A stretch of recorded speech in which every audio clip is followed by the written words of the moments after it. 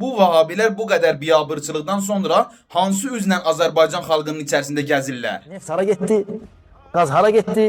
Nə hara getdi? Nə lazımdır? Sən dünya əhlisən. Sokarın istehsal elədiyi ay 95 markalı benzin, 22 vaqon benzin, onu da xüsusi qeyd edeyim ki, artıq bu gün Ermənistana yola salınacaq. Bunların dediyi tövhid Allaha qul olmaq deyil, yaltaqlanmaqdır. Səncə neft söhbətini danışan, hara gedir deyən, nə bilim, o axirət istəyir. Hara gedir getsinlər, həmdülillah. Sənə gəlsə sabit qalarsan, Allah bilir, 1 kilo neft versən, nə edirsən?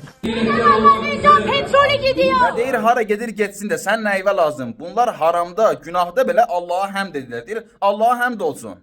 İsrailin Qəzzada apardığı 2 illik müharibə zamanı Azərbaycan İsrailə ən çox neft satan ölkə olub. Azərbaycan İsrailə 7 milyon tondan çox xam neft satıb.